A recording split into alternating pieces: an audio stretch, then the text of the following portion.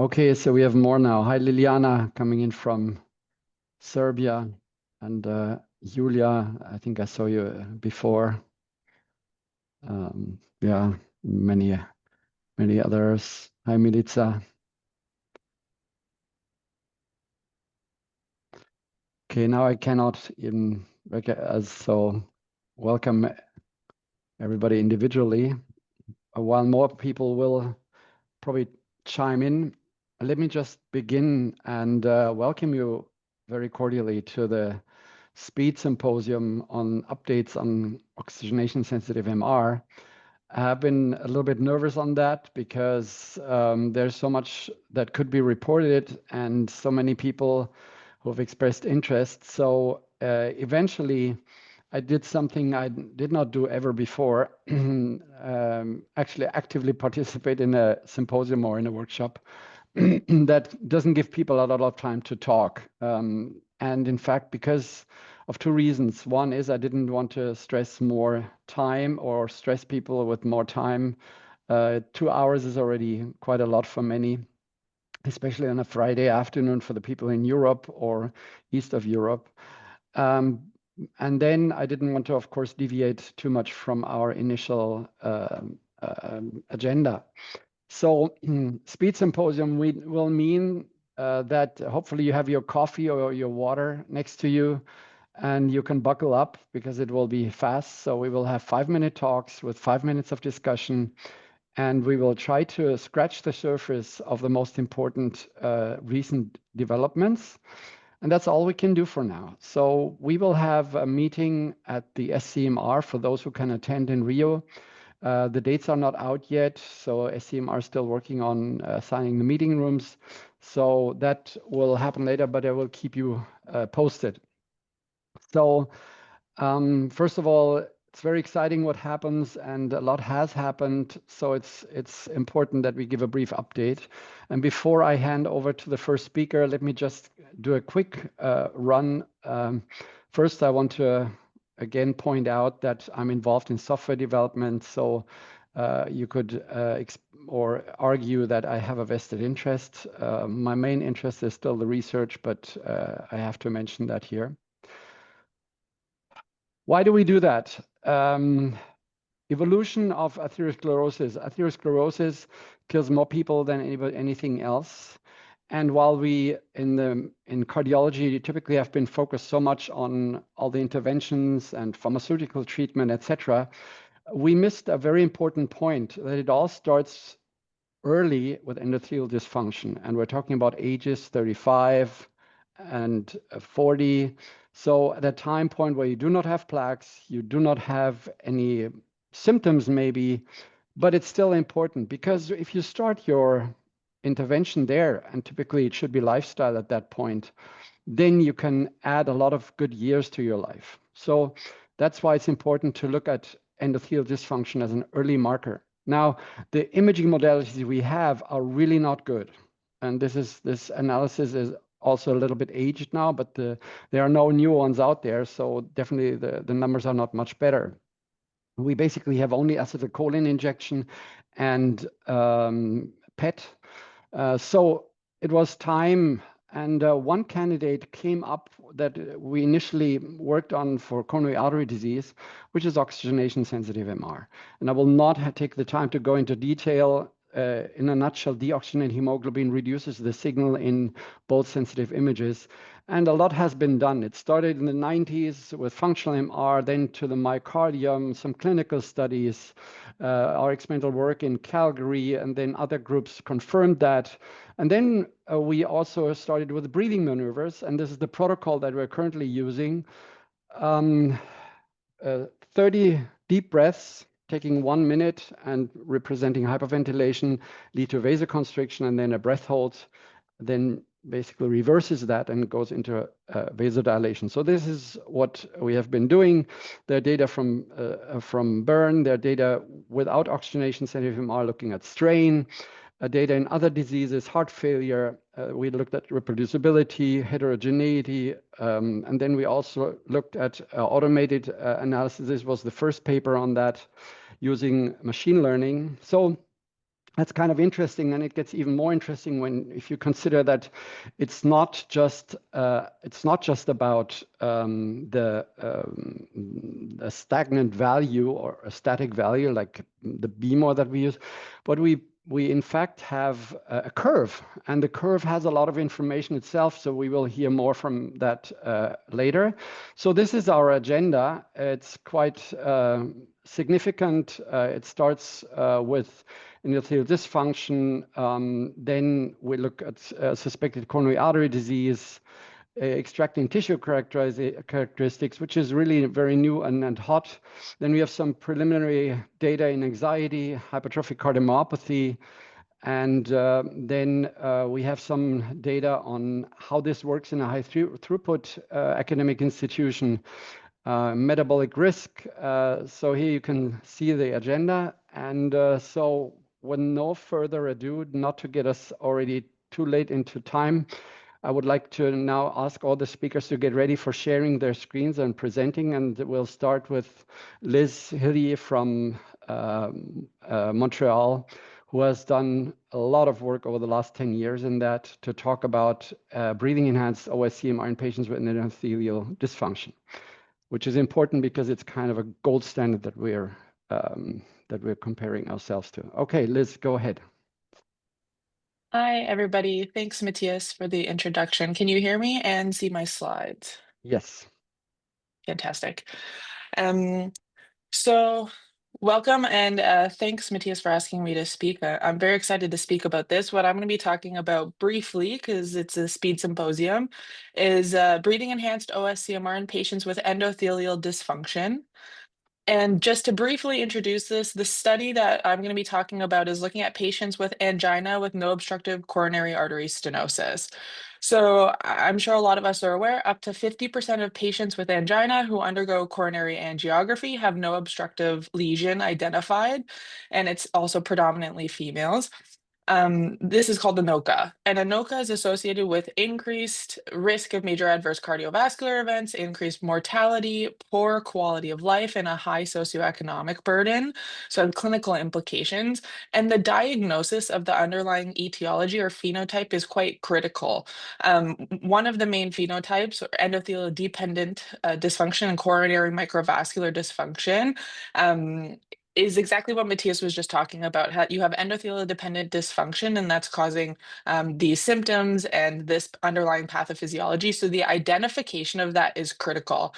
And clinically, we don't do a great job. It's usually diagnosed with invasive coronary function testing, but how many sites do that, and the amount of patients who have no lesion identified on coronary angiography who actually get invasive coronary function testing, usually with acetylcholine and adenosine, is not that high. So we went to look if our methodology could identify this endothelial dependent dysfunction. So the study objective that I'm going to look at is, as I said, vascular function is a critical component of atherosclerosis and complementary to stenosis and plaques. Current modalities are either invasive, as I mentioned, or radioactive. And so our study aimed to validate breathing enhanced OS-CMR against invasive coronary function testing for correctly identifying those with confirmed endothelial dependent coronary microvascular dysfunction in patients with ANOCA. And I want to give a big thank you and shout out to the team at the Christ Hospital in Cincinnati, Ohio, led by Dr. Odaima Quesada. That's where this study was done, and this is a very much a collaboration study between us and Dr. Quesada's team. More about our designs and methodology. So this was a prospective single center study in Ohio. We included 25 patients with ANOCA and 34 healthy controls. I don't think I need to, tell this group about the OS-CMR methodology that we used, and Matthias just touched on it as well. When we think about the stats that we ran and the extraction of the signal intensity, which I will touch on in a second, when we have moved into looking at the curve as a whole, as opposed to our previously reported static BMOR, and I'm going to explain that a little bit in a second.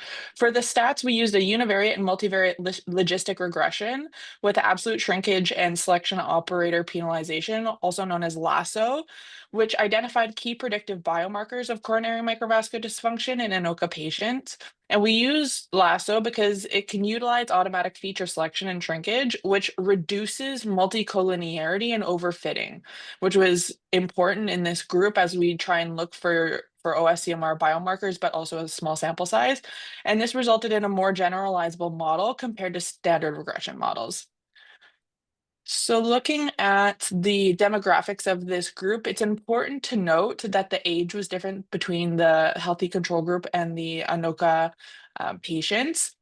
And we also had a slight difference in BMI, possibly not surprising. And then when we look at, the presence of other disease states, the ANOCA group had more diabetes. Obviously, those were all exclusion criteria, but they had some obstructive sleep apnea, history of MINOCA, and heart failure with preserved ejection fraction as well. And we handled this in the stats by forcing age into the model, which I will talk about.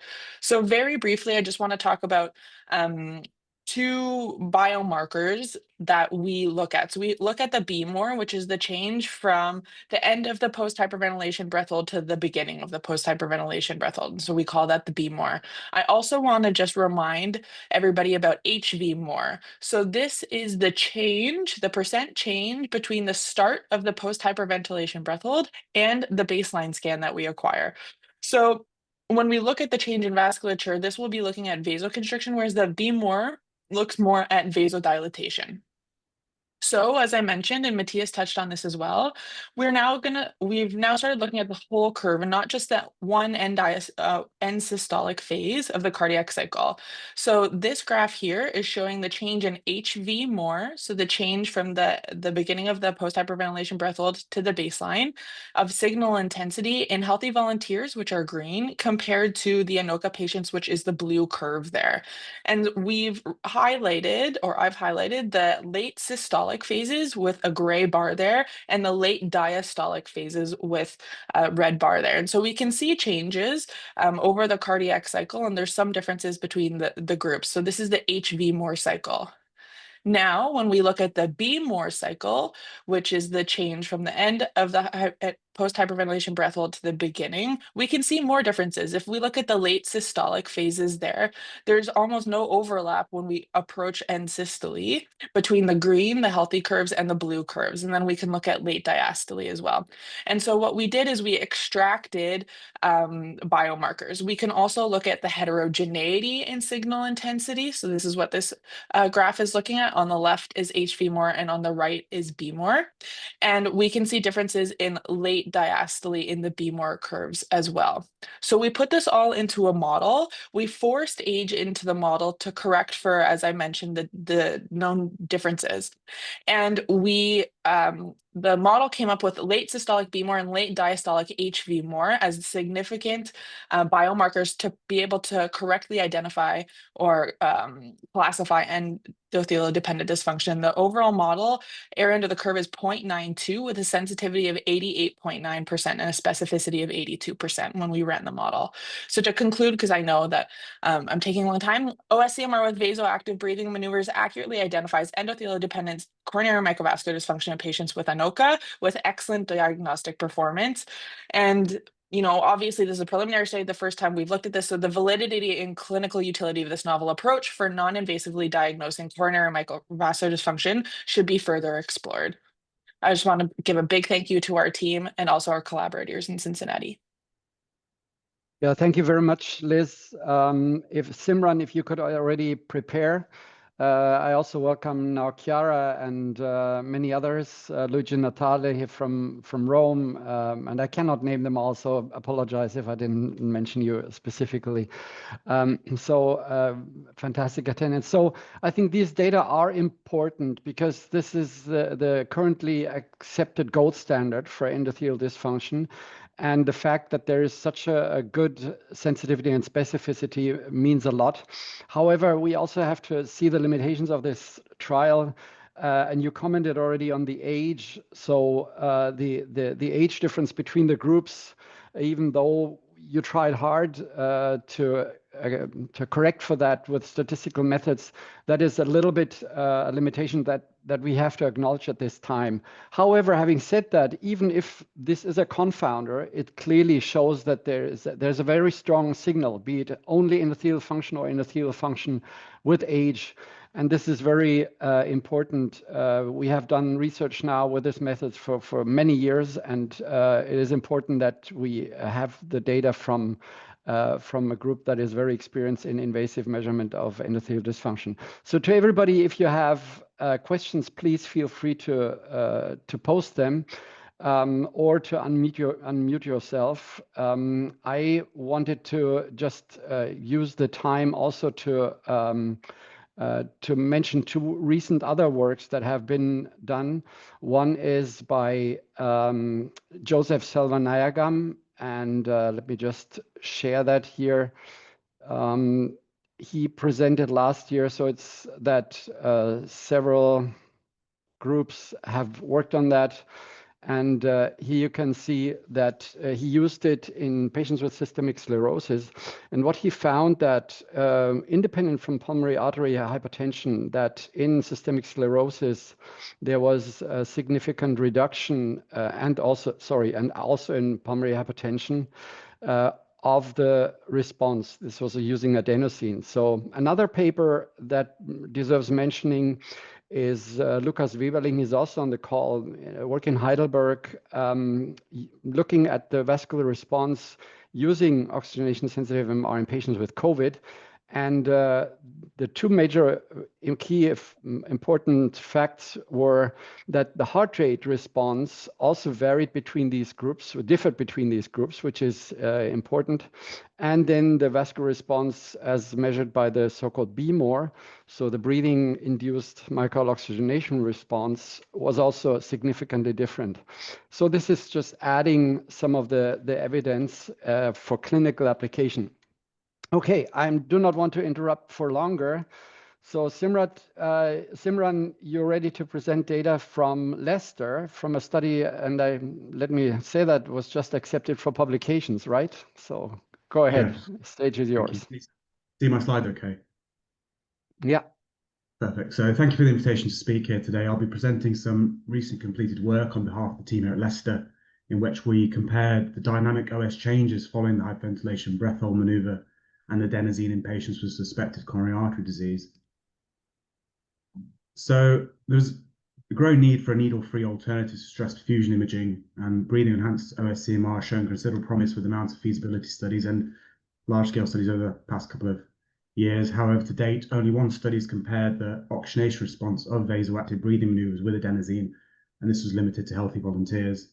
Therefore, we sought to compare the oxygenation response between this breathing maneuver and adenosine in a patient population with a high prevalence of cardiovascular comorbidities and coronary artery disease. We prospectively recruited 53 patients with suspected angina who were clinically referred for an invasive coronary angiogram at our tertiary cardiac centre here in Leicester, before which they underwent a research CMR scan. The key exclusion criteria are listed below.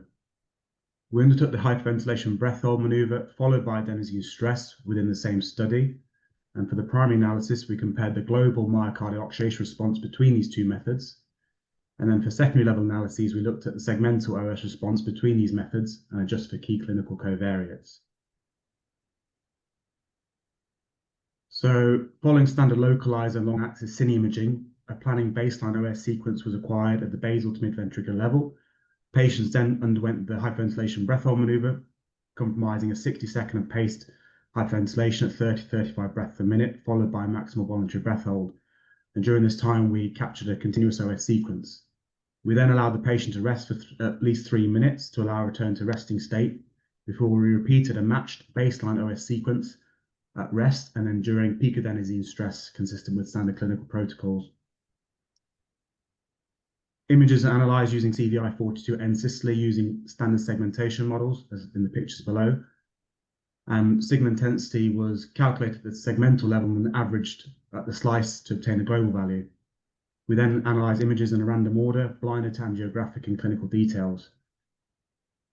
So we compared BMOR max versus AMOR, and we defined BMOR max as the maximal percentage change in signal intensity during the post-hyperventilation breath hold phase. And this was compared to AMOR, which was a maximal percentage change in signal intensity between rest and peak adenosine stress. So of our 53 recruited patients, 6 were excluded as they were unable to achieve a sufficient voluntary breath hold, and 3 due to severe breathing artifact during adenosine stress. This left 44 patients available for our primary analysis. So just looking at our patient cohort, they were predominantly male with a high prevalence of significant CAD and cardiovascular risk factors. And LV systolic function was normal with an infarct prevalence of around 12%. So when comparing the baseline signal intensity prior to each respective maneuver, i.e. pre-hyperventilation breath hold and pre-adenosine, we found no significant difference in the mean signal intensities. So this was just to confirm that there was minimal carryover effect from the preceding stress method. For our primary analysis, at the patient level, we found no significant difference in the global myocardial oxidation response between BMOR max and AMOR. In our study, the mean breath hold duration was 53 seconds, with the mean peak oxygenation response occurring at 39 seconds. And patients had a good hemodynamic response to adenosine with a mean increase in heart rate in 18 beats a minute. And then when we looked within coronary territories, there was no kind of systematic or significant differences in each of the 3 coronary territories between methods.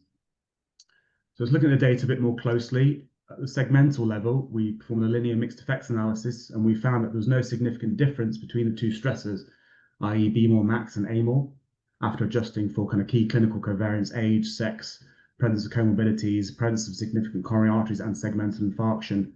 However, we did note that there was a lower OS segmental response in females, which may be in part due to underlying coronary microvascular dysfunction. However, unfortunately, invasive physiology testing was not part of our study protocol, and females made up a small proportion of our sample size, so this would need kind of confirmation going forward in a larger sample. Finally, ours was a single center study with a relatively modest sample size of only 44 patients, and it wasn't specifically powered or designed to assess diagnostic accuracy. So to conclude, needle-free stress with the hyperventilation breath hold maneuver is feasible in patients with suspected coronary artery disease. Importantly, the myocardial oxidation response is comparable to that achieved with adenosine, even in patients with significant comorbidities and coronary disease. However, while these results are encouraging, larger studies will be needed to confirm the diagnostic utility of this breathing-enhanced OS-CMR in clinical practice.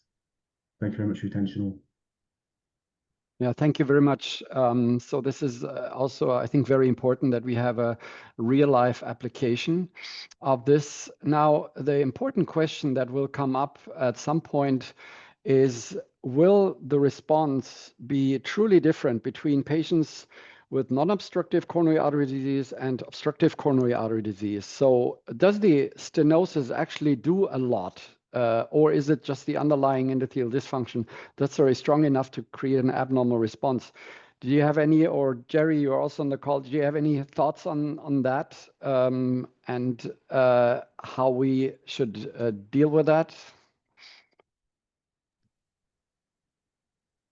I think for this purpose of this study, it kind of forms part of a larger study we're concluding. As you saw, we did the breath hold followed by adenosine, and that's because we need to administer contrast in these patients. So I think our plans going forward, we do have perfusion imaging these patients as well, and there are some non-invasive methods to assess for the presence of microvascular dysfunction, such as RI-MUHC. So I think that'd be kind of exciting going forward if we can cluster these patients into the presence of significant CAD with or without CMD, possibly with perfusion imaging and non-invasive means by analysing angiography, and then see what kind of patterns exist. I think that'd be what we're looking at doing in the future. Will be interesting as well. Yeah. Okay, so that's really fantastic, and thank you so much for. I know the activity that Jerry, you also deserve a lot of kudos for that you went into that, and the data from Scotland are very good, high quality, because you have a lot of experience with large clinical trials, and so we're looking forward for more to come. So Jerry, sorry, you wanted to say something. I just want to say Ranjit's leading the work with Sim, so I'm keeping relatively quiet. So although I'm involved, and I think we do need more data to answer your question, I think. Yeah, Ranjit, sorry for that I didn't mention you, because Ranjit did a lot of the work since years with oxygenation-sensitive MR, so that definitely deserves mentioning. Okay, if there are no other questions, then I would like to ask Faezeh Lotfikazemi from Montreal. She's a PhD student, has basically finished her PhD. Her background is actually not cardiology and not radiology, but computer science. So we'll get another perspective, and she will talk about extracting tissue characteristics from native OS-CMR images, which is another very exciting avenue. So Faezeh, take it from here. Thank you, Matthias, for introduction. Yeah, I'm presenting part of my PhD work studying the extracting tissue characterization from OS-CMR imaging using the advanced AI model. So just want to summarize the motivation for this project. CMR is excellent for diagnosing ischemic, like non-ischemic disease, but it's required multiple sequence and contrast injection, which increase the time, cost, and complexity. At the OS, on the other hand, is an modified specificity for assessing coronary vascular function, potential to have the myocardium diagnostic information. So the aim of this work is to use deep learning to extract this tissue characterization directly from the OS-CMR to enabling fast and contrast-free myocardium tissue characterization. So the first step of the project was to determine whether the OS actually contained this diagnostic information. So we typically obtain them from multi-sequence. So to answer that, we built Dysfunction is a multi-class classification trained on 190 OS-CMR participants, categorized into ischemic, non-ischemic, edema, and healthy group to see whether the model could extract and visualize this pathological pattern. So our model reached to AUC of about 93, showing a strong diagnostic signal in the OS-CMR alone.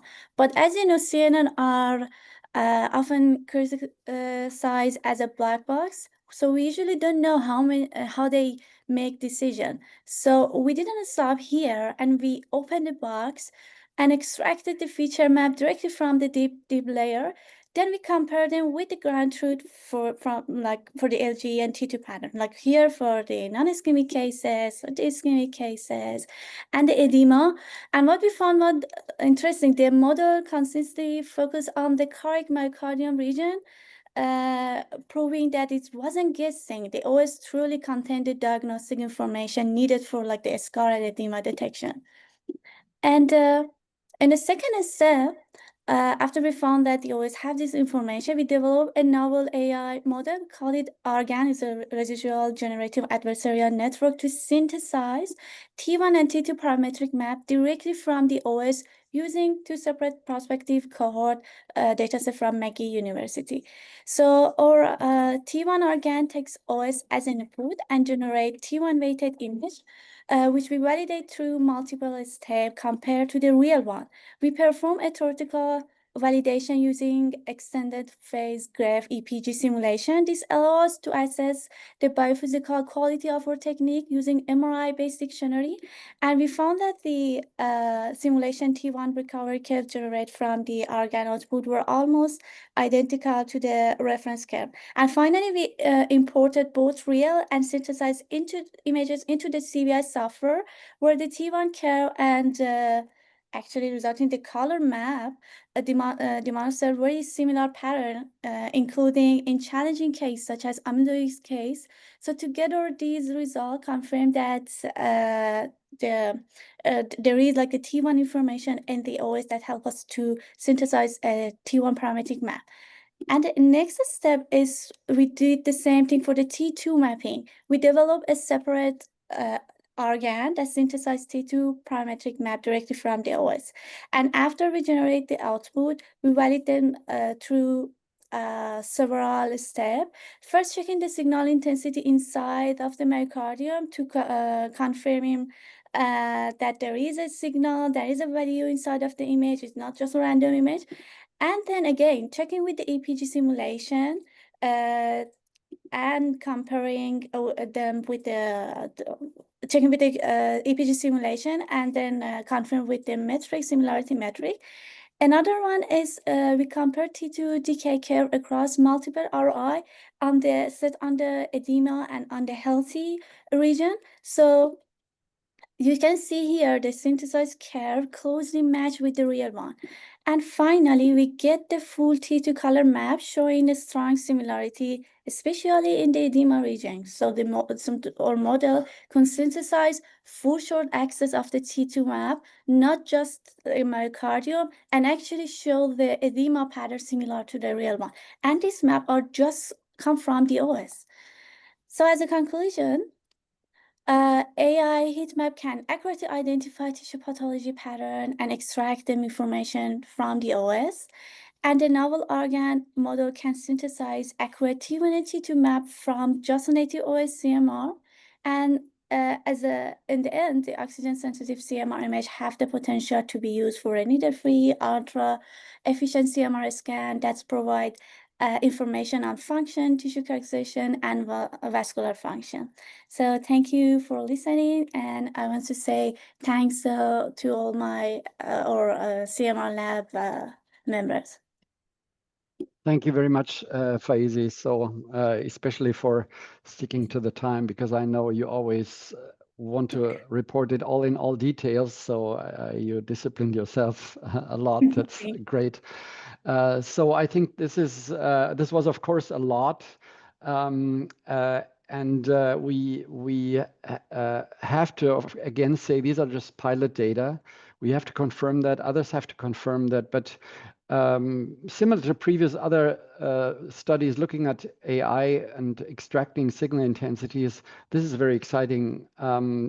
Considering that SSFP images, as much as we use them for daily routine, actually contain information on T1 and T2, and then by us imprinting T2 star sensitivity, we actually have a lot of information. And while we cannot visually detect them, maybe machine learning can do that. So there's a question from Luke. Is the resolution between the AI-generated maps and the T1 and T2 maps similar? So the spatial resolution. Yeah, actually, we checked the resolution with the metric that we set for the organ is checked by SSIM, PSNR, and PCC, and so we found that, and we compare it with the existing model like Pix2Pix model, and we see that our model is much works better than. And actually, for the map, as I showed that for you, it's learned to escape the artifact and make it much better than the real one that we have, especially for the amyloid cases. Mm-hmm. Okay, and then we have a question from Bradley McIntosh. Which AI model architecture was used? I think you mentioned it already, but maybe you can repeat that. If you're talking about the Depoxy map, it's trained based on the VGG19, but it's actually we actually check the other network, but we choose the VGG because it's for the first step show the strong validation results, and then which we a little bit modify it by adding a little custom layer. And but for the synthesized T1 and T2 map, it's a residual generative adversarial network. So an adversarial network have different kind of model, but the one is very close to mine is the Pix2Pix one. But for our study, we add the residual blocks to help to solve the vanishing gradient problem. So yeah, so we call it RGAN. Okay, and then there's a question, thank you very much, from Cody Kennedy. And maybe, Cody, you can unmute yourself and ask a question. Yeah, of course. So great talk. You mentioned that the AI model worked well on the case with amyloid. I was just wondering if you looked at other pathological conditions and whether it performed similarly in these cases. Yeah, thank you for the question. We actually did the same thing for the T1 to the ischemic and non-ischemic cases, HCM cases and DCM cases, and we have a lot of result and example that we already working to submit it for the JCMR, with the whole detail of the result that we get. Exciting. Yeah. Thank you. Thank you. Yeah, I should also mention that the study Liz presented is also currently in revision. So hopefully these results will also be formally published very soon. Okay, if there are no other questions, then we will move on. So the next one, and I'm very happy that we can stay in time, is Mayssa. She is currently in Beirut, but did her master's in Montreal. And she had a particular interest in how microvascular function is affected by certain mental states. And she has been doing a lot of great work looking at how stress and anxiety affect the vascular function. And even more importantly, she also used it in the brain. And Liz had published a paper before in patients with heart failure, so that vascular dysfunction in the heart and the brain were correlated, and were actually the one in the brain was correlated also with cognitive function. So building on these data, Mayssa performed a wonderful project. So Mayssa, tell us about it. Thank you so much, Dr. Friedrich, for the introduction. Can you see my slides? Yes, and we can hear you very well. Okay, great. So my name is Mayssa Moukarzel, and today I'll be talking about OS-MRI in the brain with a focus on anxiety and stress. So let me start by saying that there is a need of better cerebrovascular assessment. And with CO2 being a strong endothelial-dependent vasodilator in the brain, we have this opportunity with OS-MRI to really have this no contrast agent, no pharmaceutical stress, and no radiation to really track oxygenation with a high spatial and temporal resolution in the brain as well. And this was really the aim of our study. So we wanted to assess the feasibility of OS-MRI for tracking cerebrovascular oxygenation changes during a vasoactive breathing maneuver. So we had 12 initially healthy participants, and they performed the heart OS-MRI protocol. And we also adapted the same protocol for the heart in the brain as well, that we repeated twice to assess for reproducibility and reliability. Then we observed the oxygenation signal intensity across the breathing maneuver for both the heart and the brain to really observe this pattern. And we saw a very similar pattern in the heart and the brain. So during the hyperventilation for the brain, we saw this decrease of signal intensity that we also see in the heart. And then in the breath hold, we also saw this increase of signal intensity that we also see in the heart.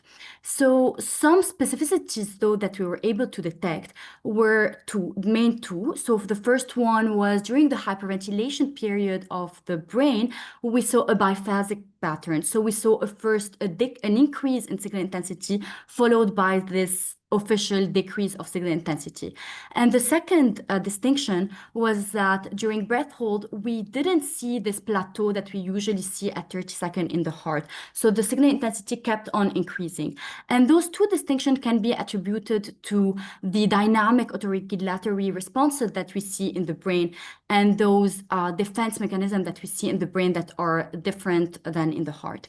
And so from there, we were able to extract our main biomarker, the B-core biomarker, which was done by the calculation of the percentage between the maximum and minimum point closest to breath hold. And so to assess the reproducibility and reliability of the studies, we compared the B-core metrics of the first and second breathing maneuver, and there was no significant difference showing the consistent B-core response. And we also had two independent readers doing the analysis with an excellent ICC of 0.99. We then wanted to compare those values of healthy control to patients with generalized anxiety disorder who were sex, match, and age similar, and we found that they had a significantly lower B-core total compared to the healthy volunteers. And we also wanted to take this a bit further. So first of all, we wanted to increase the sample size. And second of all, we wanted to see specifically if sex has the certain impact on the stress response and the cerebrovascular function. So we had 69 participants that we stratified by female and male. And each of these also were in two groups, high stress or low stress, depending on their response on the perceived stress scale, which is a validated questionnaire. And very interestingly, we found that in females, female who were in the high stress group had a significantly lower B-core compared to females who were in the low stress group. And those results were not found in males as well. So to conclude, breathing-enhanced OS-MRI allow for tracking of cerebral oxygenation across the cardiac cycle and across a vasoactive maneuver as a marker for cerebrovascular function without physical or pharmaceutical stress. And the cerebrovascular response may have a clinical utility for an early detection of vascular dysfunction across cardiovascular, neurological, and psychiatric diseases. And thank you so much for listening, and thank you for my amazing team. Thank you very much, Mayssa, as always, very clear. So I think this is also important to realize what we can see here, that we can track changes in the brain using the same, basically even the same sequence. Now, this is not very surprising for neuroimagers. Hyperventilation has been used since many years as a stimulant, as a vasoactive maneuver in the brain. However, what is new now is that we use a cine sequence and therefore can look at the changes across the cardiac cycle. And this touches a point, and I saw that Tom Dressler is also on the call. One concern that we always had, and which is definitely important to look at, is transplanar motion a confounder? Because during the cardiac cycle, the heart moves. Clearly, the brain does not move, at least not significantly. So, Mayssa, do you want to comment on that? Yes, absolutely. So we had those concerns as well. So in terms of moving, but we had two things that could help us with the motion correction. So first of all, with the code that we're applying, there's a motion correction code that is applied to that. And then also, even with the motion, even if there was any type of motion, we could clearly see in the curve that the pattern is repeated and that there is a physiological pattern that is repeated with a decrease in signal intensity during hyperventilation and an increase in signal intensity during breath hold. Yeah. Yeah, but did you also observe signal intensity change during across the cardiac cycle? So not just across the breath hold, but across the cardiac cycle? Yeah, very good question. Okay, so we looked at specifically cardiac cycle, one specific cardiac cycle changes, and we also saw small peaks and minimum during those that could be what we think is basically the same as the systolic and diastolic phases. So since these also are similar across participant and across different cardiac cycle, we are attributing that to being the signal intensity of the systolic and diastolic phases rather than the motion that some could argue. Thank you very much, and I'm looking at you, Mitchell, because I know that you have a video, and I don't know whether your presentation is already ready, but if not, and you find that video and you just have it, then because actually in the video you can see the pulsations in the brain, which are clearly not related to significant motion. So I see there are no other burning questions now. So I just want to say. So Mayssa's paper is ready for submission. We already had submitted it. Actually, if I may disclose that, so we submitted it to stroke, and they actually liked the paper. They just said it's not directly related to stroke, so it's not in our focus. So, but I think we hopefully have also formally published paper on that as well soon.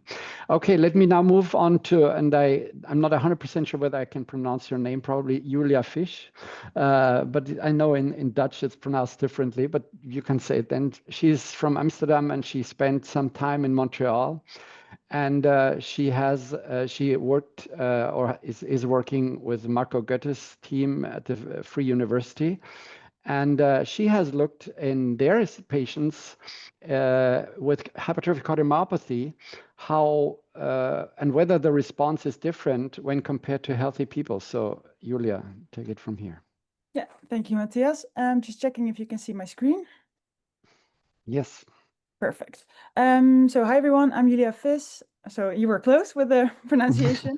Okay. I'm a PhD student at the Amsterdam University Medical Center, and I would like to talk about the myocardial oxygenation patterns in hypertrophic cardiomyopathy, or HCM. HCM is characterized by left ventricular hypertrophy and is mainly or is often caused by a genetic mutation. And part of the pathophysiology of HCM is microvascular dysfunction, which consists of a reduced capillary density, vascular wall thickening, and a reduced myocardial perfusion.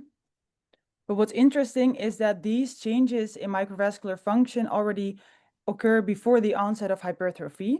So for example, in this study, they assessed the myocardial perfusion reserve in genotype positive carriers, so without any hypertrophy, and they found a significantly lower myocardial perfusion reserve when compared to genotype negative controls. So that raises the question, what comes first, and specifically where in the pathophysiology does microvascular dysfunction occur? And as we know, microvascular dysfunction can also be assessed with the use of OS-CMR, and therefore in these preliminary results, I would like to show you the oxygenation patterns of different disease stages of hypertrophic cardiomyopathy. This is part of the fusion study in which we assess vascular function in different disease stages of HCM, and we assess cardiac vascular function, which is assessed by PET perfusion, as well as quantitative MRI perfusion, and as mentioned, OS. But we also assess peripheral vascular function, and we perform 2 measures on the skin to assess that as well. So again, these are the preliminary results. As mentioned, we include 3 HCM groups. So we include asymptomatic mutation carriers with a wall thickness under 12 millimeters, mild hypertrophy with a wall thickness between 12 and 15, and overt hypertrophy with a wall thickness over 15 millimeters. And we also include a genotype negative healthy control group. What's important to mention is that all these HCM patients are genotype positive. We performed our scans on a 3 Tesla scanner, and we assessed the changes in OS-sensitive signal intensity from hyperventilation to breath hold throughout the entire cardiac cycle. I won't go into that as much because others also already did that. And we normalized our values to the left ventricular blood pool. So first of all, the baseline characteristics. I think what's important to take away from this slide is that there were significant difference between the percentage male between the groups, and which makes sense. There were significant differences in maximum wall thickness and left ventricular mass between the 4 groups. Then when we look at the signal intensity curve over the cardiac cycle, so here on this axis you see the signal intensity, and here you see 0 to 100% of the RR cycle. And this area represents approximately the systole, and this represents the diastole. In purple, we see the HCM group. In yellow, the mild hypertrophy group. The orange are the carriers, and blue are the healthy controls. And if we just look at it just visually, you can already see distinct differences between the 4 groups, mainly during systole. And you see that the signal intensity increases with decreasing wall thickness. And then when we performed statistical analysis, we found that the end systolic signal intensity was significantly lower in overt HCM and mild HCM when compared to carriers. The difference with the controls was not significant, but that could also be due to the small group of healthy controls. Then we looked at the signal heterogeneity. So that is the heterogeneity of the signal intensity throughout the entire cardiac cycle again. And we found that the signal heterogeneity was significantly reduced in HCM patients compared to healthy controls and carriers, and also in mild HCM compared to carriers. And what's also interesting to take away from this image is that apparently the signal heterogeneity is even increased in mutation carriers, or seems to be increased in mutation carriers. So to conclude, we see a progressively blunted oxygenation response in mild and overt HCM. Genotype positive carriers show preserved oxygenation, at least during systole. We see a reduced signal heterogeneity in mild and overt HCM, which could possibly reflect diminished oxygen dynamics. And we expect to be done with our study in March 2026, and then we will end up with a total of 105 patients. And obviously, we will expand the biomarkers. We also are very interested to look at, for example, diastolic signal intensity. And I mean, the possibilities are endless. So we will have a look into a lot more biomarkers then. And we also obtain, as mentioned before, the PET perfusion, the CMR quantitative perfusion, and the peripheral measures. So we also compare the OS findings with all these parameters. And that's it. Thank you. Thank you very much, Julia. Fantastic work. And it shows the potential that analyzing the curves has. So I think that was a very important result of your work. Can you briefly explain how you defined heterogeneity? Because this could be how scattered the image overall is, but this could be between pixels or between segments or subsegments. So can you detail that? Yeah. Maybe Mitchell can correct me if I'm wrong, but if I understood it correctly, it's just like the delta of the response during the cardiac cycle. So how variable the response of signal intensity is. Okay, so we will hear about other data. So it seems that healthy people have a more vivid response to the maneuver than patients. And the important part here is that there was such a good, an apparently good relationship between hypertrophy and exactly this one. Yeah. So mild or overt hypertrophy. This makes sense because hypertrophy in myocardium may be caused by edema if it's transient, or by true cellular hypertrophy, or by the matrix, by fibrotic material. And in hypertrophic cardiomyopathy, we have an irregular matrix, and that affects the space that capillaries can use to expand. So it makes perfect sense, and it's encouraging that we see that here. So that's very important. So at the end, we will also have then correlation data with PET and perfusion. So it will be interesting then to find out how perfusion relates to oxygenation, because it is not the same. Yeah. So is there any, let's say, problem, or are there problems that you have encountered in your research? This was, let's say, you started with that in Amsterdam with a center that was naive to that, and you built the program there. So did you encounter any significant problems? You mean like regarding implementing the OS? Yeah, exactly. So implementing the sequence, getting the participants and patients to do what you want them to do, getting the technologists ready, and all that. Yeah, no, actually not at all. Like, I mean, obviously at the beginning, it's always you have to get everything started and everyone on board. But I have to say, especially the patients are all very, at first they're, oh, hyperventilating, I'm not sure. And then we also created a video to introduce them and explain how it works. And everyone, yeah, especially patients tolerate it very well, but also the laborants also, yeah, they are, yeah, very excited to do it. Yeah. Great. And then one last question from my end. The analysis was done, just to verify, that was done blinded to the other, like the status of hypertrophy and hypertrophic cardiomyopathy, etc. Correct. But I mean, I didn't expect anything else, but just to confirm. Yeah, no, it is blinded, but I mean, yeah, technically, if you see the myocardium, you can see probably if the difference between if it's hypertrophied or thin. I mean, that obviously is inevitable. But other than that, they were, it was blinded. Yeah, but I guess even that between mild hypertrophy and healthy controls, it would have been difficult probably for the reader to say this is a patient with HCM and mild hypertrophy.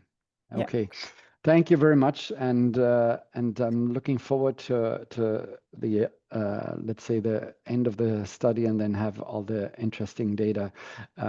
Actually, want to use that opportunity to point to some older data, not recent, from Theo Karamitsos from Oxford, who already used oxygenation-sensitive MR and compared it with perfusion and could show that in several patient groups, this was not the same. So there can be a mismatch, and I think that's important in terms of the physiology, right? Yeah. Okay, thank you so much, Julia, and all the best for the continuing work. So now and I'm very proud that we're even a little bit ahead of the time. Who would have guessed that? So next talk will be by Ljiljana Ranković from Belgrade, and it will be about their experience of using and applying and onboarding a center that is high throughput. So I've been there 2 weeks ago, and or no, it was I think already 2 weeks ago, I think 3 weeks maybe. Time flies so fast. Yes. So this is the top heart center in Serbia, and there's a fantastic team of from Goran, Ljiljana, and Milica, and technologists who do now about 2,500 cardiac MRs a year, and they're aiming for even more, and they're acquiring a second CMR scanner. So it's a very busy center. And of course, in such a center, this has to work. So if you do something, if you apply such a protocol, this has to work. So that's why I asked the team to report on their experience on using oxygenation-sensitive MR in a clinical study. And I'm looking forward to your talk, which is called ischemia test, vasoactive breathing maneuver, OS-CMR versus standard stress tests, which is using adenosine or regadenoson in patients with suspected coronary artery disease, I think I can add. Okay, Ljiljana, take it from here. Thank you, Matthias. I hope you hear me and see my slides. Yes. Thank you very for this nice introduction. My name is Ljiljana Ranković-Ničić. I'm working in the Institute of Cardiovascular Disease in Dedinje. As Professor said, we are doing CMR by 3 years now. We are an institution that dedicate for the cardiovascular disease, and now we do about 10, 11, sometimes 12 exams by the day. So we all know that CMR is a good tool for detection of myocardial ischemia, also for detection of myocardial scar. In daily practice, it is now used perfusion CMR with vasodilatory stress and rest perfusion using regadenoson as well as gadolinium contrast. But we all know that oxygen-sensitive CMR is a good technique to access and monitor myocardial oxygenation status without exogenous contrast agents in patients with macro and microvascular dysfunction. I will say that our study is in process and going, and we want to include at least 80 patients with clinical indication for stress test. We want to compare oxygen-sensitive test with standard stress in patients with chronic coronary disease, also in patients with single and double vessel coronary disease, and we want to use this sequencing for early detection of oxygen abnormalities in the myocardium. We also incorporate T1 and T2 mapping, also T2 star mapping, and want to compare them with oxygen-sensitive sequences. And we have a machine 1.5 Tesla, so we want to evaluate a new technique that calls ReconDL with LG. We didn't include the patient with 3-vessel coronary disease, with arrhythmia, left bundle branch ejection fraction below 30%, and patient who had already some surgery like bypass. So our protocol included 50 minutes of standard cardiac imaging, which include localizer, function, morphology, and tissue characterization. And then we do this oxygen-sensitive sequencing. You all know that it is contained with oxygen-sensitive baseline acquisition, and after a minute of hyperventilation, oxygen-sensitive breath hold. After that, we do the standard stress with adenosine or regadenoson. 3 minutes, and with gadolinium, 3 minutes after stress, we do the rest. We also incorporate to do T2 star mapping in the stress and in the rest. And 10 minutes after gadolinium, we do a late gadolinium enhancement. Till now, we enrolled 64 patients. We complete scanner in 54 patients. We excluded 10. 2 patients withdraw consent, 4 due to some sequence interruption, mostly problems with ECG, due to imaging artifacts, and due to inadequate respiratory performance. We want to additionally, by the end of November, beginning of December, to include 10 more patients. We recruit them. So I don't have the results in the end, but I can tell you something about patients that we included. We included 26 male and 28 female. The lowest ejection fraction was 35%. The biggest was beyond the 60. 16 patients had some prior infarction myocarditis. 22 has prior PCI. The indication for the stress in 41 patients was some anginal symptoms. 13 had some fatigue and tiredness. Risk factor was hypertension found in the 45, hyperlipidemia in 34, and diabetes in 11. About stress tests, I can tell you that adenosine we did in 44 patients, adenosine in 10. We found a positive stress in 29 and LG on 26 patients. On this oxygen-sensitive sequencing, we can say that the respiratory rate was lowest 26 in the minute and the biggest 40 in the minute. Breath hold was the lowest 40 seconds and the highest was 70 seconds. We repeat several times this sequence during acquisition in 14 patients because of some artifacts and in 4 patients because of some sequence interruption, as I said, like some trouble on ECG. I can say that this sequence is really comfortable and that patients are not complaining much. Some side effects that we saw: dry mouth in 26, flushing in 9, tiny fingers in 16, and light hands in 5. So some data are in process of analyzing now, and I hope that we have soon some preliminary data. So for the next meeting, I hope that I will have some more results. So thank you. Thank you very much, Liliana. This is a very important information. So especially about how comfortable people are. So because there's always a concern, yeah, can people do that? Can they hold their breath? And is it difficult? So I can still remember one of our volunteers when we early compared breathing maneuvers with adenosine. She said, okay, I'm never going to do this adenosine in my life, even if my life depends on that. This was so uncomfortable. And compared with that, the breathing maneuver seems to be much less stressful. But I also want to point out you reported 40 to 70 seconds of breath hold, and you had 2 patients out of the 64, if I saw that correctly, who were not able to complete the breath hold. Is this so? So did you retry with them, or was it just that they said, no, I can't do that? Because of the time that we have 11 slots by the day, we try to repeat it 2 times, maybe 3 times, and then we stop. If they cannot on 3rd time, we stop, really.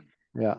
So, but I think, sorry, that 2 patients of 54, it's really not too much. It's really, I can say that we made a video and we show them how to breathe and explain, and if they are motivated, the mostly patient can have their breath hold more than 50 seconds. Yeah, so which would mean about 4 or 5% of patients, and this actually let's say confirms previous experience where we also saw in other studies that about 5% of people are not able, even after hyperventilation, to hold their breath enough in the patient's group. Yeah, so, but then I also want to mention you use a certain kind of a trick to prepare patients for that breathing maneuver. What do you do when you schedule patients I'm really sorry, I didn't hear you because I have some blocked. Sorry. Okay. Yeah.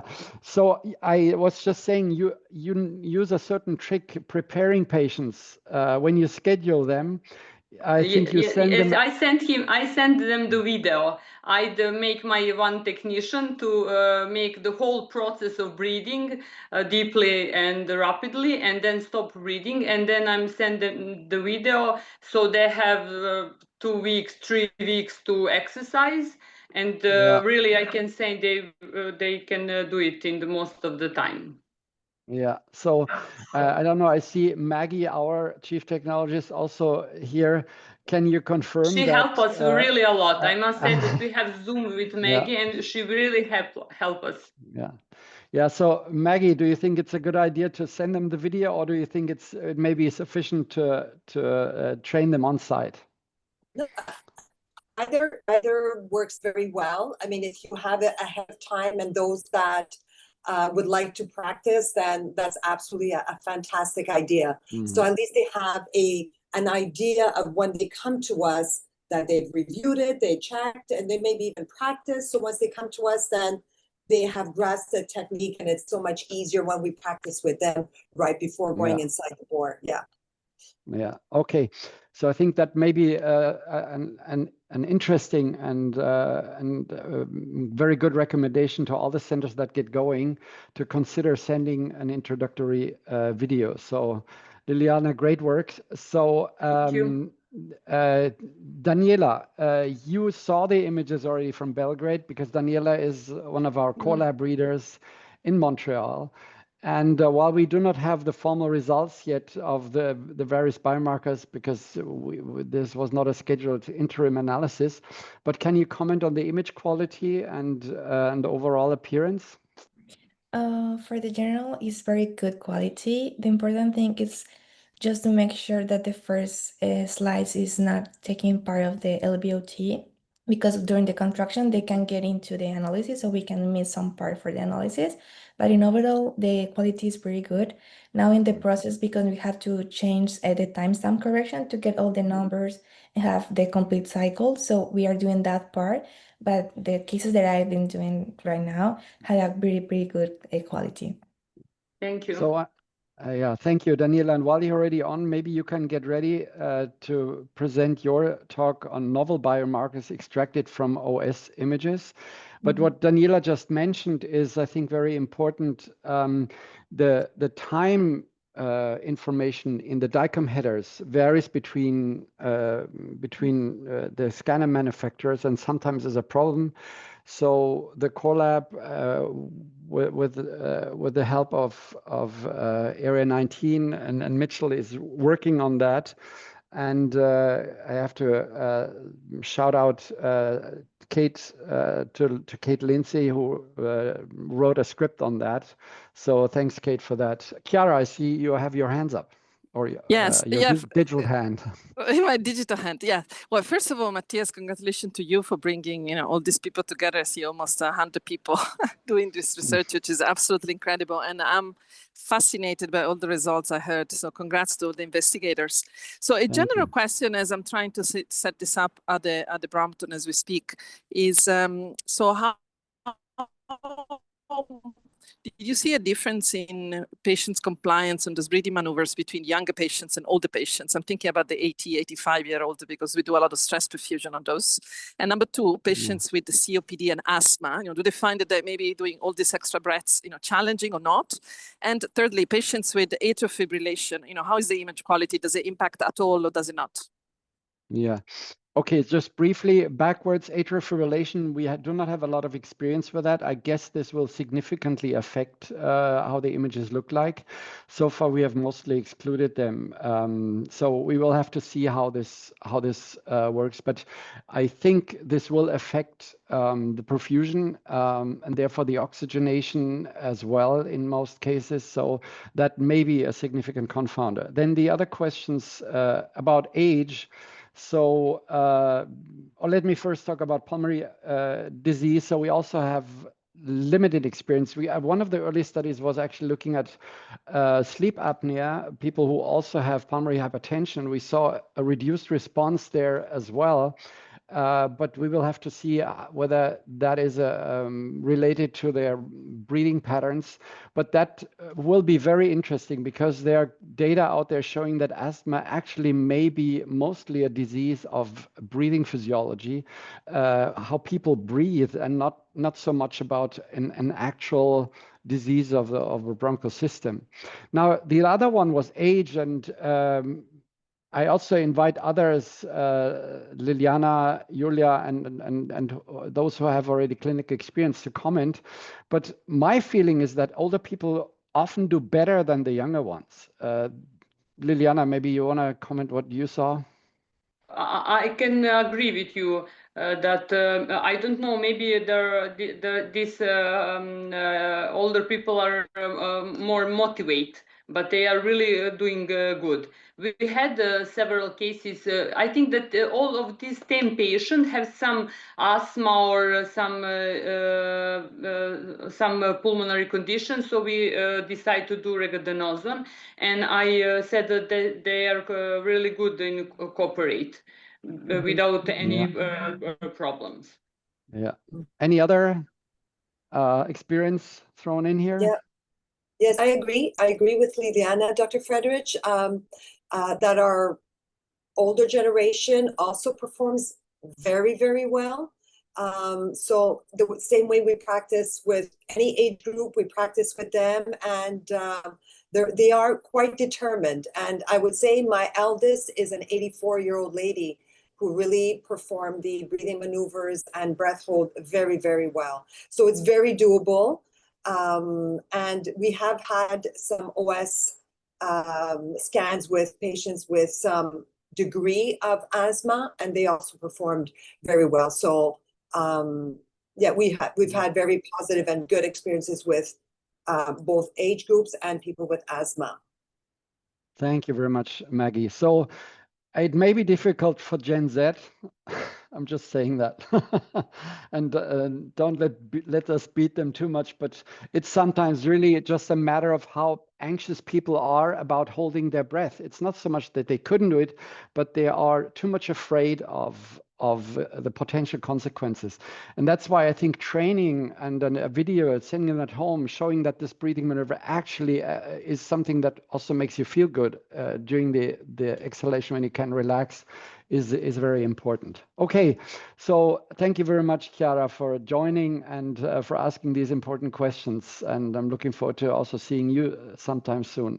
Now, Daniela, are you ready to go? Now, Daniela has worked using a prototype of the software that we will later be presented by Mitchell, the CEO of Area 19, and she used this tool to automatically extract new biomarkers. So biomarkers that are not visually apparent.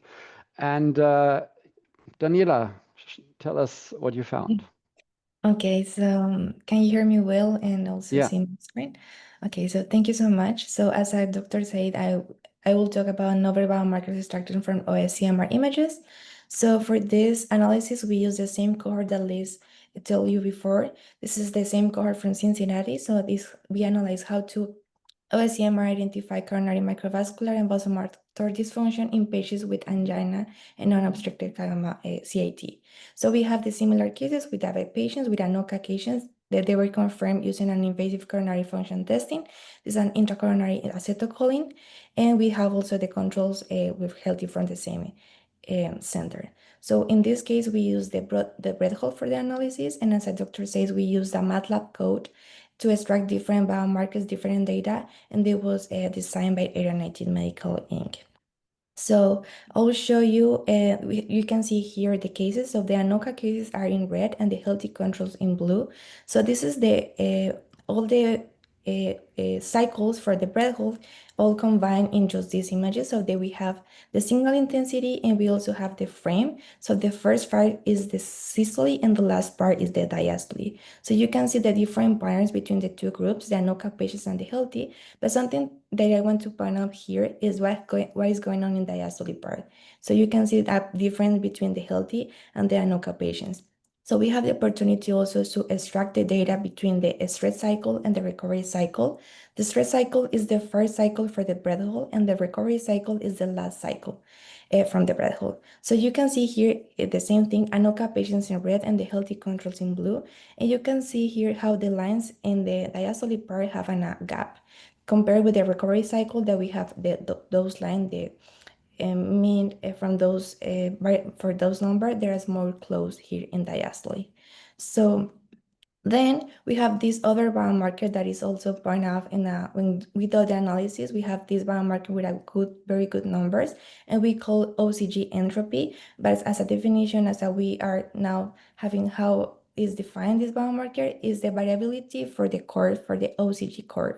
So is the response of the single intensity is more irregular, we have a highest number for the entropy.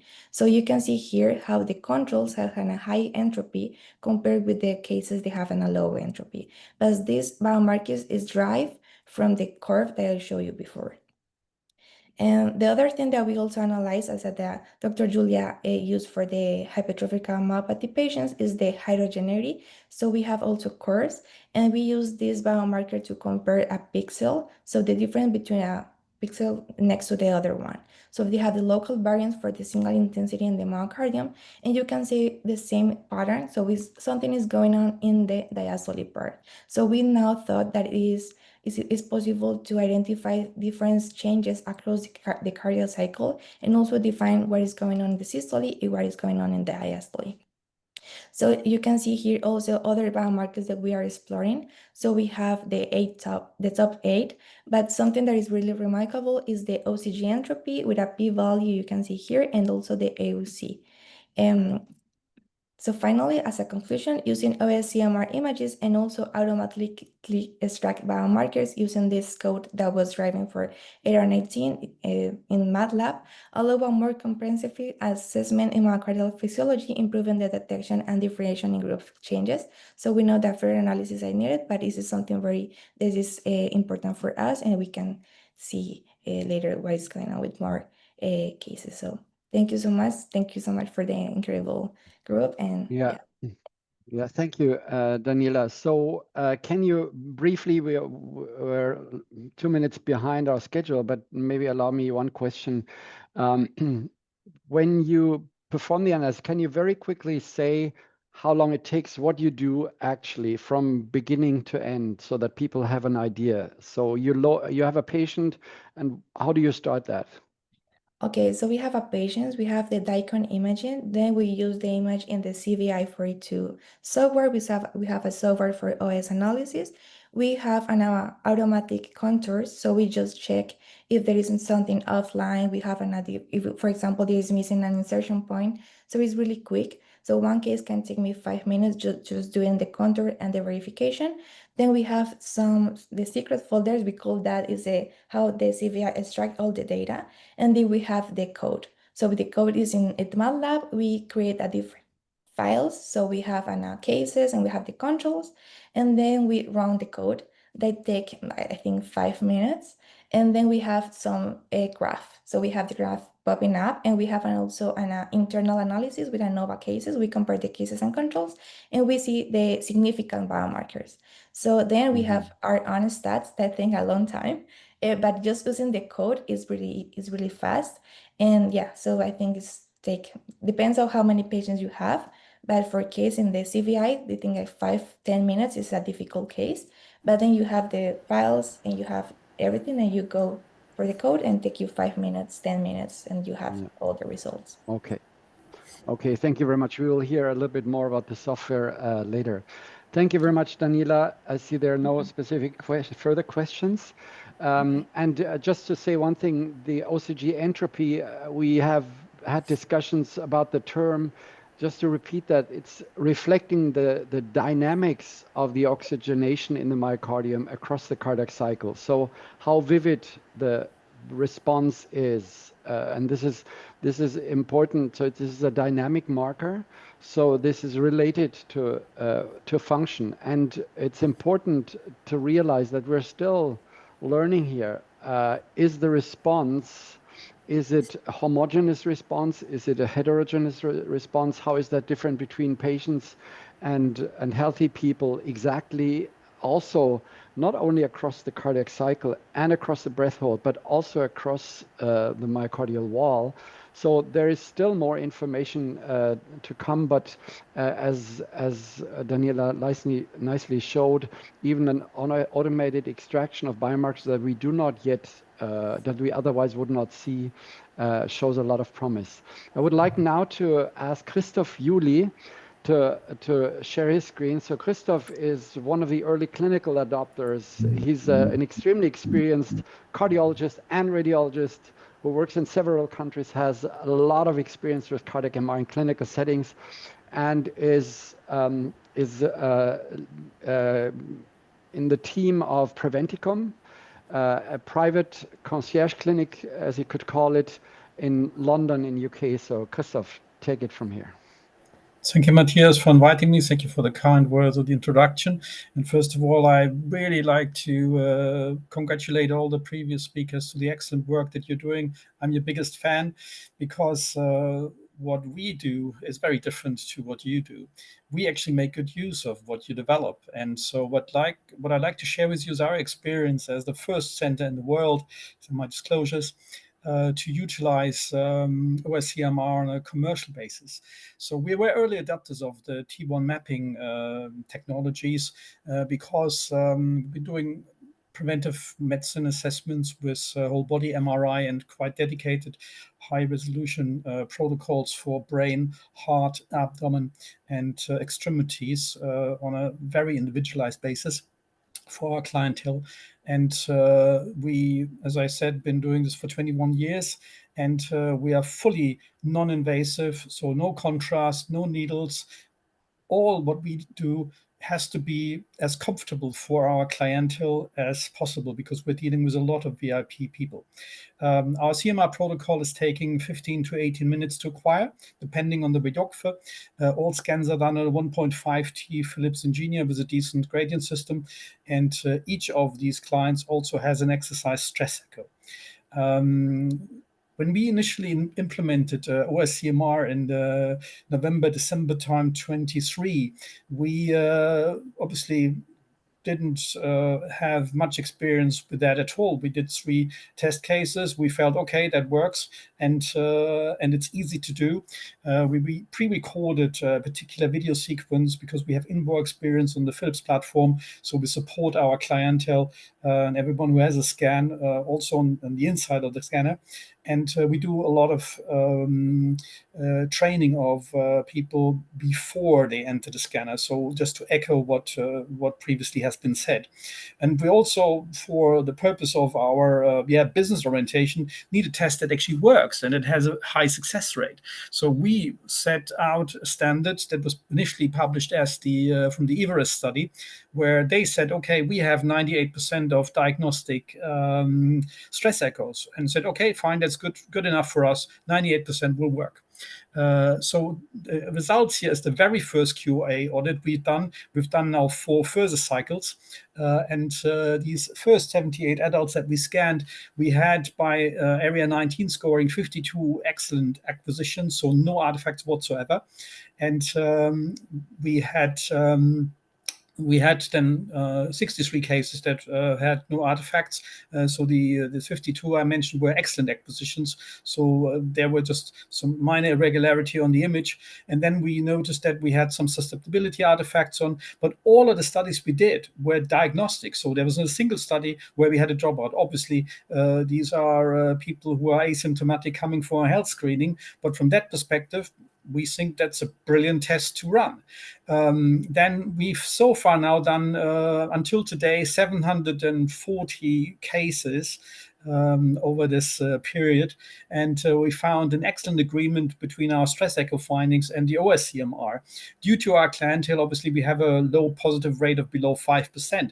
Nevertheless, we can see when we compare stress CMR and the OS-CMR with a coronary CTA, then we can see actually that the OS-CMR picks up subclinical disease in the in the coronary CTAs, and that's data that we're currently looking at and trying to gather and write up.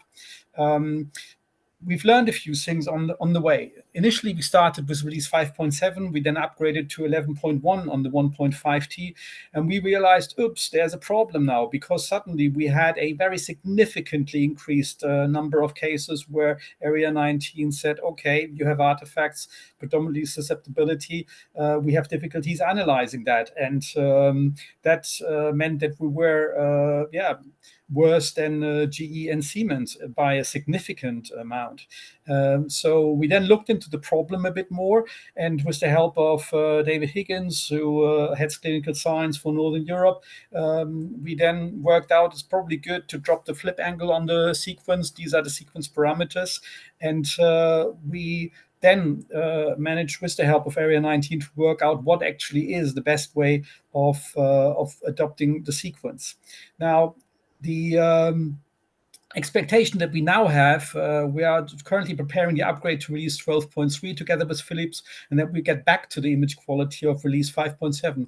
We also learned one of the main reasons why GE and Siemens have less problems than we have. They have frequency scouting as standard on their imaging platforms. It's not standard on Philips. It's an extended functionality, and we're currently we've submitted an application to Philips to provide this for us, this feature.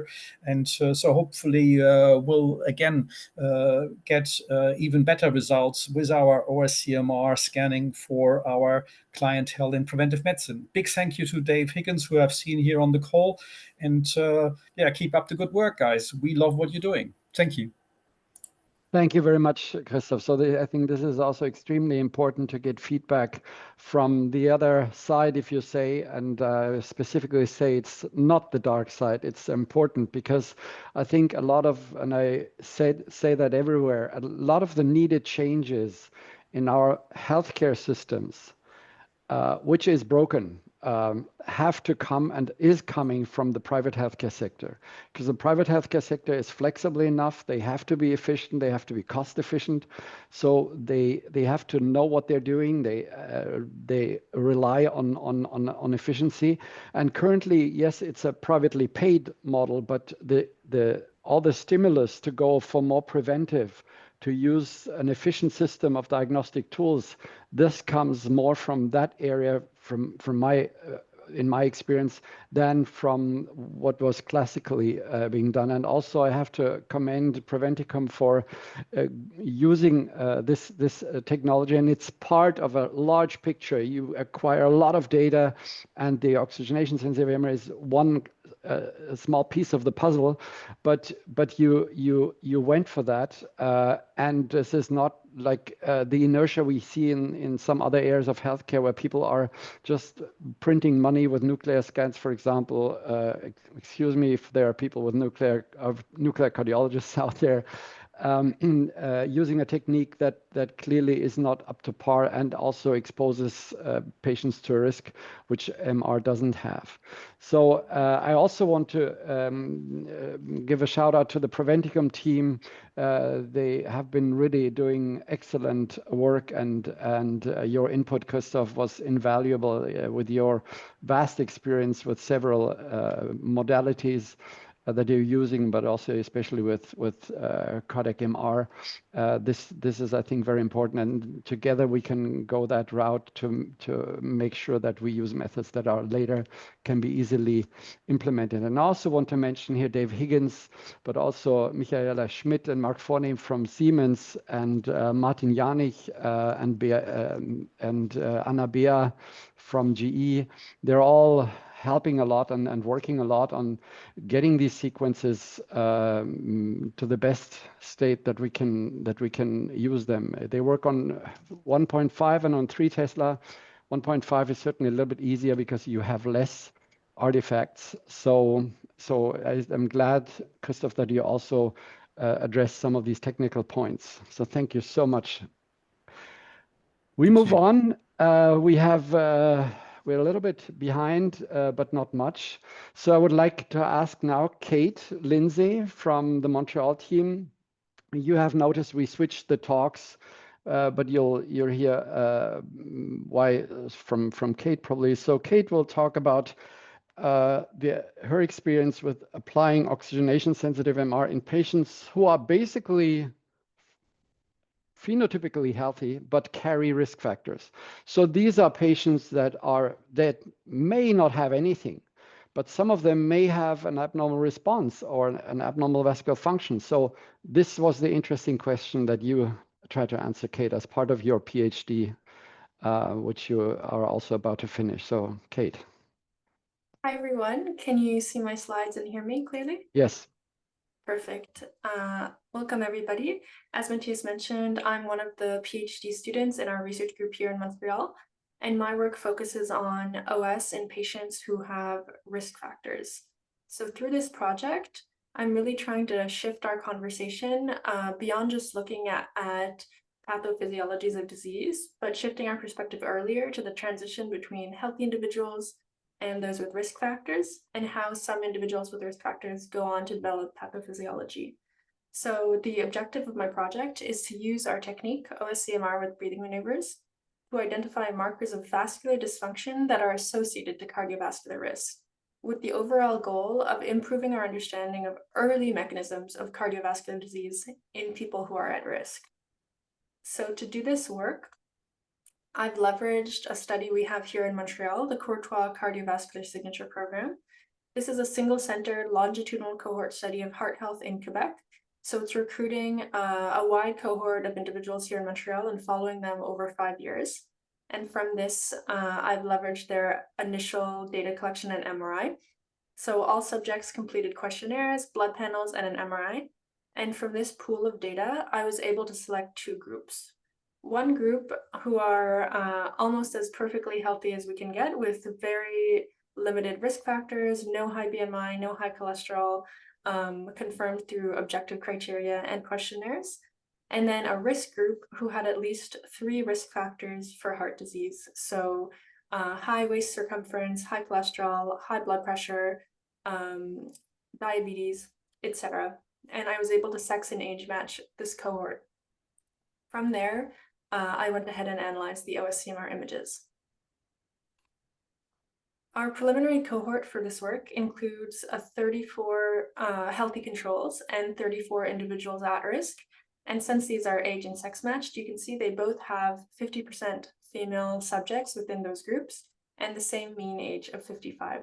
So we really tried to make the differentiating factor between these 2 groups the risk factors. From there, as you have seen through all the previous talks, we then conducted our protocol of a CMR with breathing maneuvers to obtain a set of images across the breath hold. From there, we took those images and were able to extract parameters from the oxygenation data. These included things like the timing of the curve, how the signal intensity varied from pixel to pixel within the myocardium, and like Matthias just mentioned with Daniela's talk, the dynamics of the curve. So how does it change across the cardiac cycle? And from this, we've been able to observe several interesting findings. So I'll go over a few of them with us today. We observed that there's significant differences between healthy and at-risk individuals. So on the left-hand side, there's one example. That's a biomarker of the time it takes for the curve to reach its peak and the signal, so a composite biomarker. And in that case, the at-risk patients took a lot longer to reach the time to peak. So it took a lot longer for their signals to reach the maximum. And on the right-hand side, you have an example of one of those heterogeneity biomarkers. So that's the difference between the pixels or the local variance at diastole.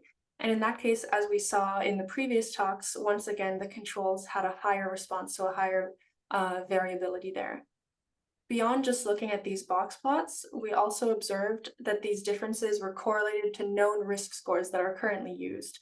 So with those 2 biomarkers, I compared them to the Interheart score, and we found that they had significant correlations. So this suggests that these parameters are not only observed to be different between but also associated with known risk scores that are already being used in the literature. Beyond that, I wanted to see if we could identify a group of increased risk within our subgroups. So to do so, I worked with Daniela, who presented some data from the acetylcholine cohort, and I calculated an optimal cutoff for endothelial dysfunction using the Udens index. I then took that cutoff and applied it to my group and observed that there was a small proportion of the at-risk group, 3 individuals or 9%, who were actually below the cutoff for endothelial dysfunction from Daniela's work. So this suggests that not only can we see differences between healthy individuals and those at risk, but we can use this technique to identify a subgroup of pathophysiology within this population. And like Matthias said, these individuals have no symptoms, no previous history of heart disease, but just have risk factors. So overall, this work shows us that when we use OS-CMR with breathing maneuvers, we can observe subclinical abnormalities in vascular function, and that these abnormalities are associated to cardiovascular risk. It's possible that OS-CMR can provide us insight into the really early stages of atherosclerosis pathophysiology. And when we work together through symposiums like this, we can support the development of OS-CMR as a proactive tool to identify disease before it's clinically apparent. Thank you to my research group, and thank you all for listening. Thank you very much, Kate, for the clear presentation. And it will be interesting to learn more about that. So far, the sample size probably is too small to be really sure about. But it certainly would make sense that you observed about 10% of people with metabolic risk factors have endothelial dysfunction, have basically already something that that reflects an abnormal physiology. So that is very encouraging. Now, can you tell us a little bit about, because you used various models to extract data, you used a MATLAB model, a Python, and you did a lot of work also manually. So going forward, what do you think is the best strategy to analyze these images? So how you have done a lot of work in various, where do you see, from your point of view, challenges and opportunities for the method in general, but especially for the analysis? I think that there's a lot of opportunities now with the tools that we've developed over the past several years in our research group. So for this work, I used the MATLAB script from RI-19. I've also worked with Python, and from both of those methods, we get a wealth of biomarkers. So that it's really amazing. We get so many biomarkers from these methods, and from there, you just have to apply statistics. So the biggest challenge, I think, in my work is that the small sample size can limit the statistics that you can do on the data, which can then limit our conclusions. So I think I'm seeing this project that I showed as more of a hypothesis generating project for us to compare these two groups and say we can observe differences in the biomarkers, but for future validation, regardless of the method, I think I would need to look at a larger sample of mixed risk factors, because in this case, I had just looked at individuals who had none and then 3. So I'd like to expand this to look more at the continuum from 0 to 3 and then more. But yeah, in terms of the method, they're just getting better and better, but the statistics are always can be a bit more challenging. Yeah. Okay, thank you very much. So that leads us to our last talk for today, which is not the least, definitely, because it points us to the tools that we can use. And I disclosed in the beginning that I'm also one of the co-founders of Area 19, and I'm happy that with Silke and with Mitchell, we have a team, and the former CTO of Circle, Philip Barco, is also on the team. And we have a small group that is passionate about this technology and providing the tools that are necessary to perform the analysis. I know that Liz could probably talk a long time for how difficult it was initially and spending hours with the analysis, and to automate that not only makes life easier, but also improves the quality of the data. So with this said, I want to hand it over to Mitchell and Philip to talk about the current state of the software by RI-19. Thank you, Matthias. Hi, everybody. Really amazing to see so many people year after year interested in OS. We have been excessively busy working with the CMR group and a lot of you around the world developing the tools. So our goal remains to have a fully automated analysis pipeline, very easy to use. And a lot of the work that we've done in the past year have been on narrowing down the set of biomarkers that are salient to different pathologies. From the talks that we've seen today, I think that we're extremely close to having a final set of biomarkers. But on top of that, we spent a lot of energy making sure that they work on the different scanner vendors and on different patient physiology. So we have built-in surface coil intensity corrections and normalization techniques that make inter-scanner comparisons possible now. And we prepared a live demo for everybody here. So I'm going to hand it off to our CTO, Philip, to show where we're at on the tool. Yeah, hi everyone. So in the interest of time, a very fast run through how the analysis looks in our tool. Of course, you have a patient database that you can see. You select your patient, your study. We work with full studies. You load the study. As you can see, everything works in a web browser. So this can be deployed either on-prem or in whatever cloud you want to use. The OS images are automatically detected. Next thing that you need, of course, are the contours. We recently switched to server-side processing, so the contours are already prepared for you. Once you upload them, the system identifies what kind of images they need to deal with and do the segmentation for you. Of course, you need to review the contours before using them. I know them, and in the interest of time, I already will start the analysis procedure using the contours that you see and show you what you can do to verify the contours. You have a full view with all the functionality that you expect from a viewer. You can run a scene. Here you see, since you're dealing with multi-cardiac phases, cardiac cycles, you see all the thumbnails representing each image of the acquisition. If you have an older protocol where you have a continuous acquisition where you actually need to cut out certain images, you can do that by set and start end to identify your threshold section. And once your analysis is done, you switch over to the view of the results. As you can see here, we have dynamic biomarkers, which is in this case what you see on the left side, the normalized signal intensity. You can change that to entropy and whatever will come maybe in the future and take a look at them in a dynamic fashion. Apart from the dynamic biomarkers that you have for each image of the acquisition, you have also these combined biomarkers which are combining all the images to one value per pixel. As you can see here, BMOR Max is the one that came up during one of the presentation where you see a clear difference, and even newer ones that we can easily implement in this framework. At the bottom, you see polar map representation, probably familiar to all of you. And even here, you can select which biomarker you want to show.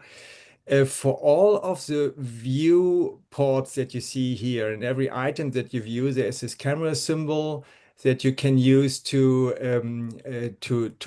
capture images that you can see here on the clipboard to arrange them. And later on, you can use them in a report, which is here, where for the OS analysis, the values that you generated during your analysis are already automatically populated, and you can select the images that you want to show you to your referring physician from the images that you generated during your analysis. So, and yeah, in the end, this should be the time that is needed to do an OS analysis. Of course, you should spend a little bit more time on the validation of the contours. But apart from that, it should be an easy and very fast workflow. That's actually Thanks, Phil. Yeah, so we're aiming for a sub 5-minute end-to-end analysis. Where really the most of the work will be on making sure the contours are okay. That being said, we have automatic outlier removal algorithms built in, so you can be a little bit permissive on the quality of the contours. But a 5-minute or sub 5-minute analysis timeline is really what we're looking for. Cloud-based, web-based, nothing to install anywhere. And this means that we can open accounts to anybody in the world. And so on that note, if you want to be part of our beta tester program, we're going to launch this in beta mode in the next few weeks. You can reach out to me or reach out to Matthias, and we'll get you hooked up. Thank you very much. Thank you, Mitchell and Philip. And I also want to use this opportunity to also thank from the bottom of my heart the hard work of Area 19, the tireless work of Silke, always checking for consistency of the workflow and the results. And also Glissant, former student of the Montreal team, who just a brilliant programmer, self-taught programmer who, with Philip together, the two of them then generate this interface and the functionality. So I think the collaboration between academia and the industry cannot be better, and I don't think that any other constellation could develop this with that speed and also with that scientific rigor and with the interesting quality on all sides. So thank you everybody for that.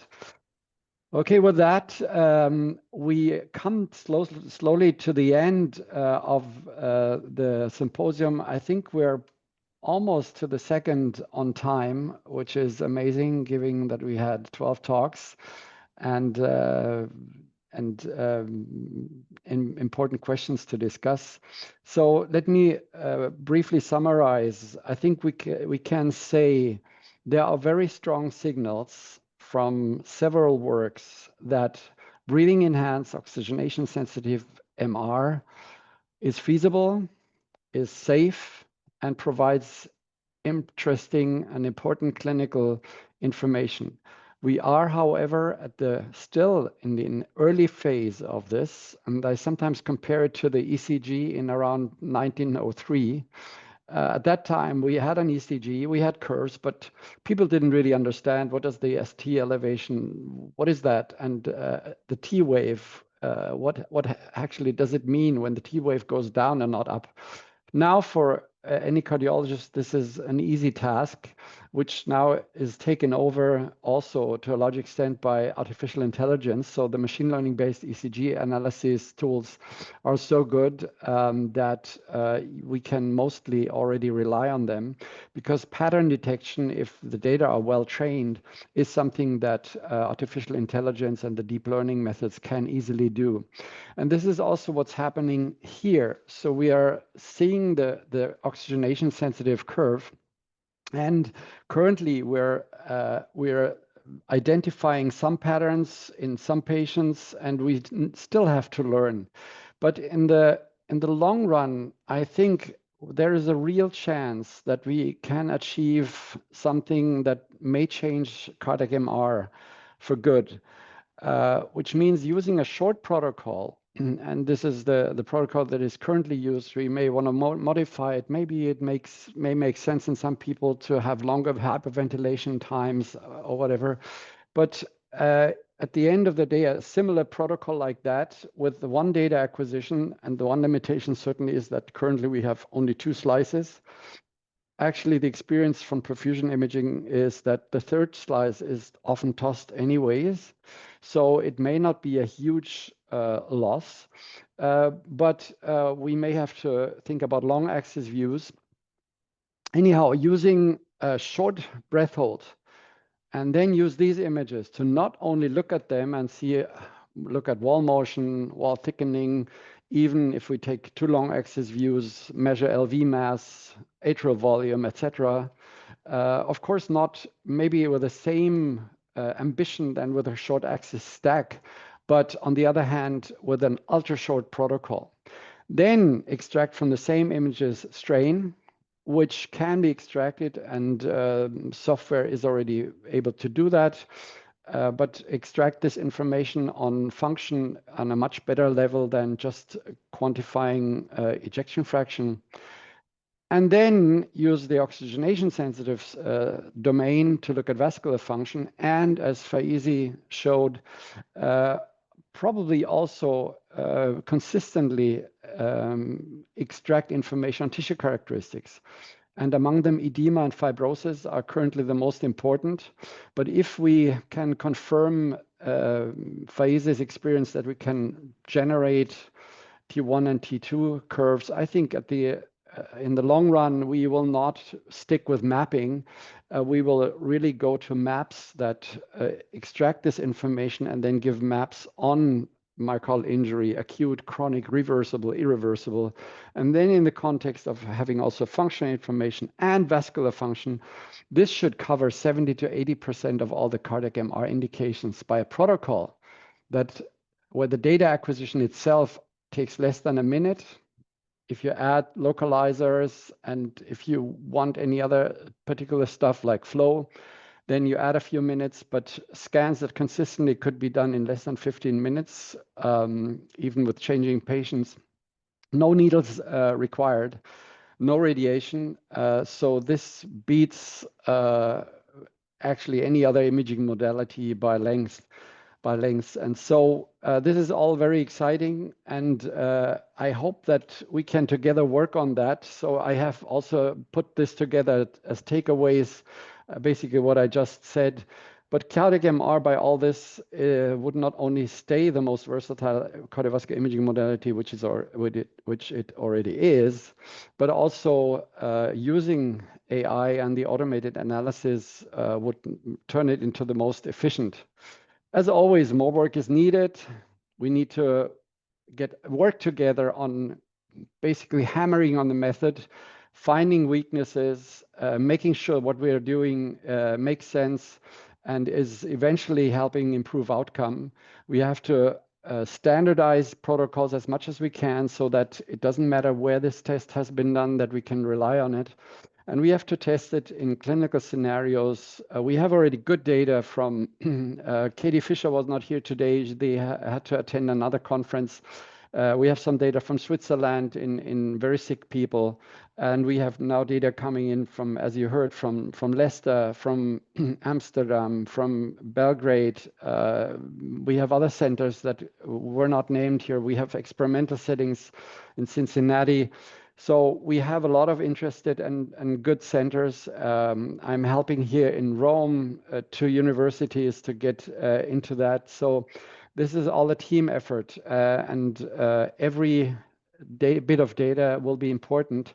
But I'm very hopeful that we can turn this into an important and clinically meaningful technology. So with that, I want to thank everybody for joining. I want to especially thank the presenters for sticking to the time, being clear, and I wish everybody all the best, and hope we can see each other at the SCMR in Rio in person to talk about yet another set of new results. So thanks everybody for joining, and all the best, and stay healthy and enjoy.